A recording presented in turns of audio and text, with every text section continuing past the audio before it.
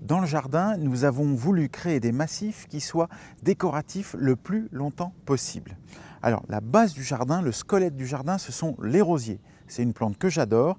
On a essayé d'en installer un peu partout dans tous les massifs. Sur les 3500 m² du jardin, il y en a à peu près 600 pieds. Pour compléter les rosiers, on a rajouté des plantes vivaces.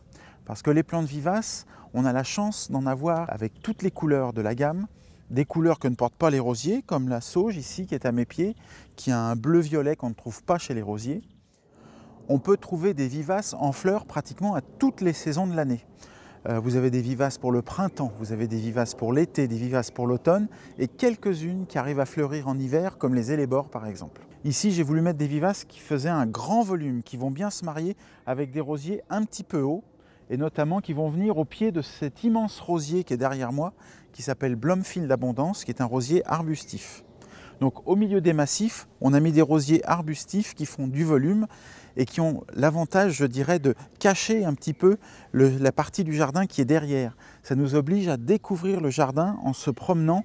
On ne le voit pas d'un seul coup quand on rentre dans la roseraie. Tout ça va faire de la masse et du volume. Et puis devant, des crescendo, on va mettre des vivaces un peu hautes, des rosiers un peu plus hauts et un petit peu plus bas vers le bord.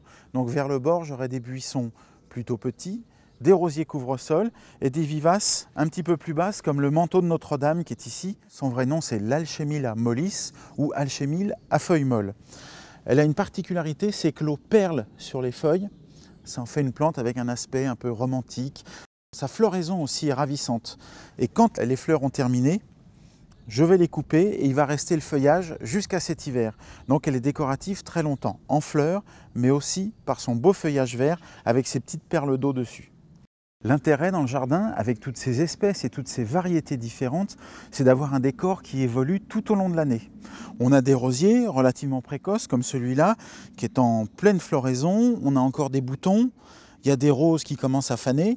Le travail du jardinier, ce sera de les éliminer au fur et à mesure pour inciter ce rosier qui est remontant à refleurir beaucoup. Voilà, là j'ai un autre rosier, c'est un rosier bien résistant, une variété qui a le label ADR qui s'appelle Joli Tambour.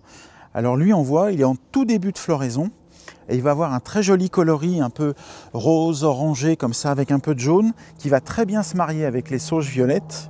Et puis juste derrière j'ai mes belles hémérocales qui vont prendre le relais là en début d'été et ça va faire un groupe très lumineux.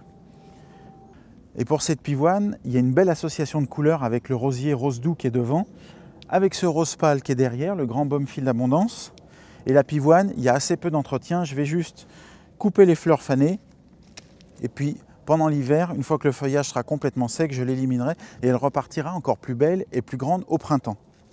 J'ai une autre belle vivace, deux belles vivaces à vous montrer. Alors ici j'ai une forme, ça y est, la floraison a terminé.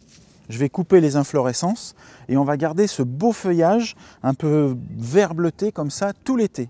Et devant, on a la sauge de Jérusalem qui s'appelle aussi le Phlomis russelliana. Un beau coloris jaune doux qui va bien se marier. Il y a un petit rappel du jaune de l'Euphorbe, de l'Alchemilla mollis. Donc tout ça, ça me fait un coin lumineux mais doux en même temps. Là aussi, je viendrai couper les hampes florales quand elles auront fané et il va remonter pendant assez longtemps pendant l'été.